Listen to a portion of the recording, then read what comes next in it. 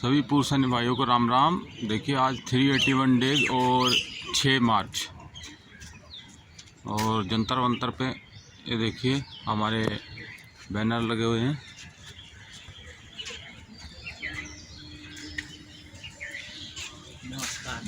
ये देखिए जो हमको चाय पिलाते हैं सुबह सुबह,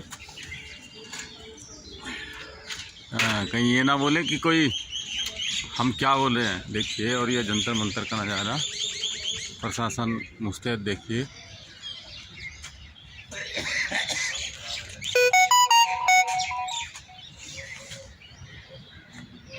और आज है हमारे साथ पूर्व सैनिक गोपाल कृष्ण जी।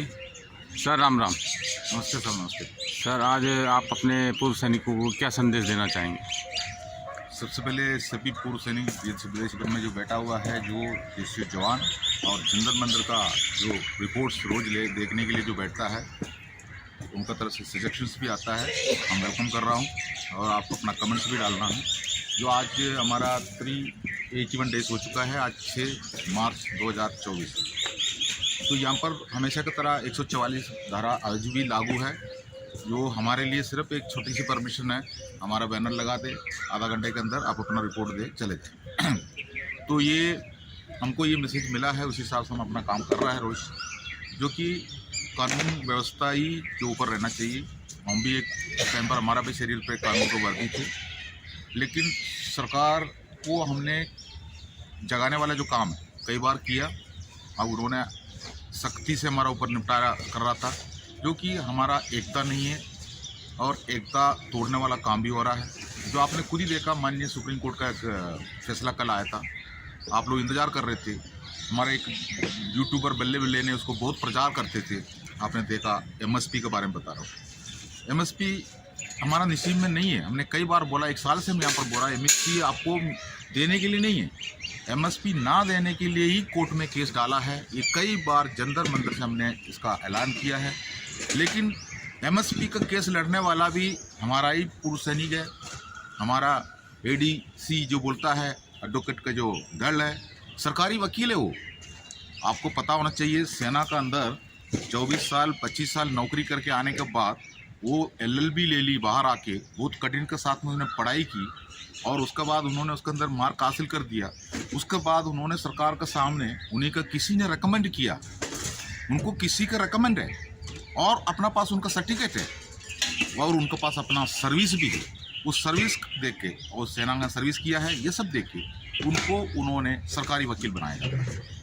अब वो उसके पीछे कईयों का मेहनत है, उनको खुद का मेहनत है और कई रिकमेंड है। वो कभी वफादार बन के रहना पड़ेगा, वो कभी आपके लिए कुछ नहीं कर सकता है। ये केस सुप्रीम कोर्ट में नहीं है, ये केस हाई कोर्ट में है। हाई कोर्ट में ये 9 साल चला, 2016 से शुरू है ये केस। अगर मान लो इसके ऊपर फैसला भी देंगे, आदि बेंच बदल दिया, उसके ऊपर जजेस को बदल दिया, ये सब हमने देखा। जो अब देखो, बेंच भी बदल देंगे, डेस्क भी बदल देंगे, कुर्सी भी बदल देंगे, सुप्रीम कोर्ट भी बदल देंगे, सब बदल देंगे, लेकिन आपको कभी फैसला होने वाला नहीं है, जो कि जुमलेबाजी है। जो उसी के अंदर पिटिशनर अगर देखा जाएगा तो जेसीओ जवान है, लेकिन उसका चालाकी दिमाग अफसर का है, जो कि बहुत बड़ा एक गलती हुआ है। गलती नहीं माने, जानबूझ के गलती किया है। वो ये है, 2016 में जो 60 CPC जो आया था, उसी टाइम पर हमारे MSP के ऊपर ऐलान हुआ, जो कि यूरोपियन राज्यों में है, हमारा देश का सैनिकों के लिए चाहिए। इसका मांग हमारा सेना का अधिकारी ने उठाया, लेकिन विदेशों में, यूरोपियन राज्यों में वो एक इक्वल अलाउंस था, जो कि जोखिम भत्ता इक्वल होता है विदेशों में।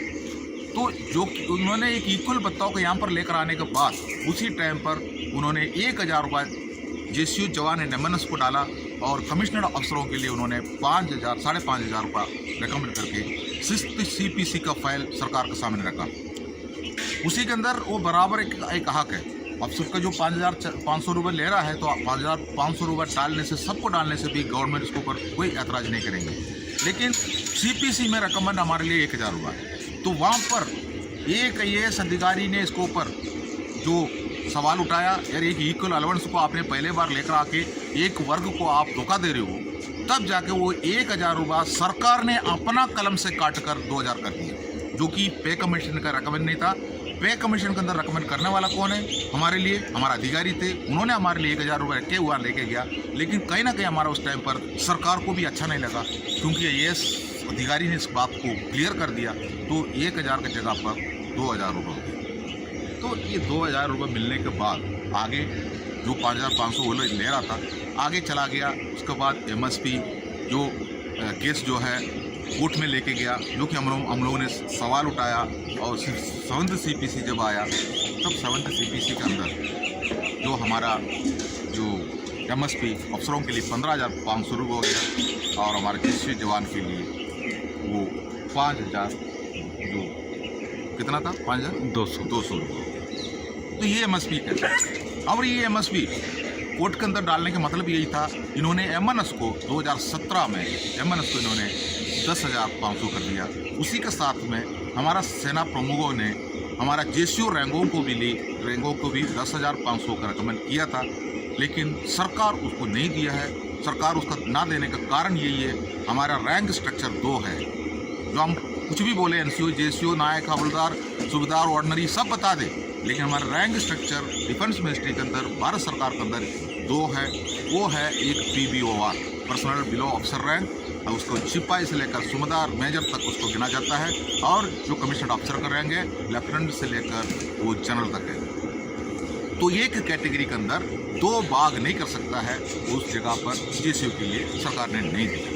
यही हुआ था। लेकिन जो चकमा देने के लिए हमारा चालाकी लोगों ने केस कोर्ट में लेके गया, वो भी हाई कोर्ट में। सुप्रीम कोर्ट बगल में था लेकिन हाई कोर्ट में लेके गया। ठीक है, कोई बात नहीं, 9 साल से हमारा केस चल रहा। अब उसी के पीछे भी मैं आपको एक कहानी बता रहा हूँ। सरकार के लिए काम कर रहा था, सरकार अपना बचाव कैसे करता मैं बता रहा हूँ। ये केस लड़ रहा है 2 टीम, एक तो ADC टीम जो वकीलों का टीम, एक है वॉइस ऑफ एक्सपीरियंस सोसाइटी जो अपना वीर बहादुर का जो गया।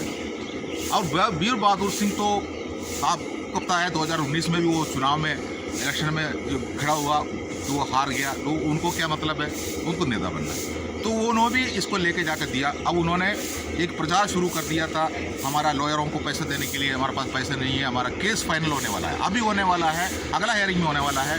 9 साल से ये गाना गाया, पहले साल से लेकर उन्होंने इसके ऊपर जो पूर्व सैनिकों से पैसा बटोरते रहा। उन्होंने इनका न्यू दिल्ली के अकाउंट में पैसा डाला। सभी पूर्व सैनिक यही सोचता है, सिक्योरिटी गार्ड में ड्यूटी कर रहा है तो उनका आधा पैसा किसी ने खा लेता है, आधा पैसा कॉन्ट्रैक्टर खा लेता है, और नौकरी में भी कोई सिक्योरिटी नहीं है। लेकिन वो सोचता है हमारा MSP मिल जाएंगे, क्योंकि वीर बहादुर सिंह का पार्टी MSP के लिए काम कर रहा है। तो उन्होंने बढ़ चढ़कर उसके ऊपर उन्होंने पैसा भी दिया। आगे चलते गया, जो ADC वाला ने बोल रहा है, जो काला काला कोट लगा के एक बल्ले बल्ले यूट्यूबर जो आपने देखा है होने वाला है, जो कि आज कोर्ट में हियरिंग है।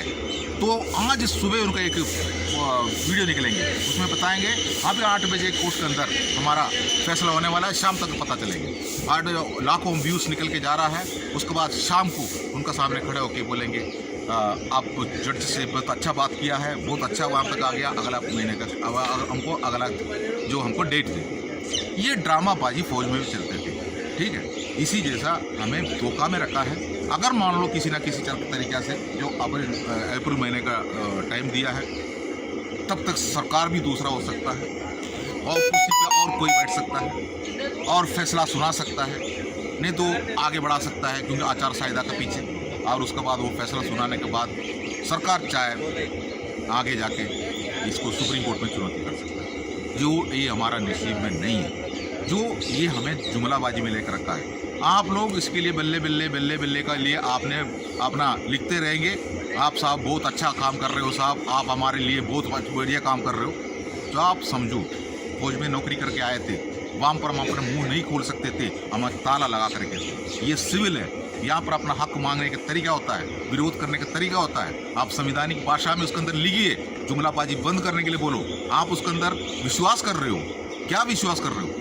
देखो, इस जन्म में नहीं मिलेंगे, मैं आपको बता रहा हूँ, इस जन्म में नहीं मिलेंगे आपको। 1 साल से हम यहाँ बैठा हुआ है, 381 डेज से हम यहाँ बैठा हुआ है।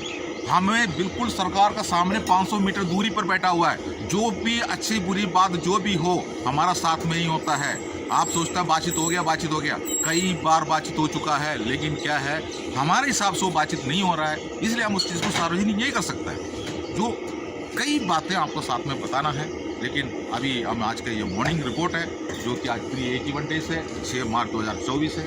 आप देख लीजिए हमारा बैनर लगे हैं, हमारा जो मांग है, हमारा विसंगति भेदभाव का जो बैनर हमने 10 सवाल पूछ के लगा कर रखा है। सवाल आपको ऑलरेडी पता है क्या है, और हमने उच्चतम न्यायालय से हमने सेवानिवृत्त न्यायाधीशों का एक कमेटी का मांग किया है। सिंपल सी एक मांग है, वो मांग पूरा करने के लिए सरकार तैयार नहीं है। जो हम लोग अभी 3 तारीख को आपने देखा, हमने कि बाहर रैली भी रखा गया था 144 को चुनौती देते हुए, जो कि हम लोगों ने उसी के पीछे भी कई सवाल उठा हुआ है, उसके बारे में हम बाद में बताएंगे। जय हिंद। इसी के साथ मैं कैमरामैन विजय कुमार, जंतर मंतर से, पूर्व सैनिक को राम राम।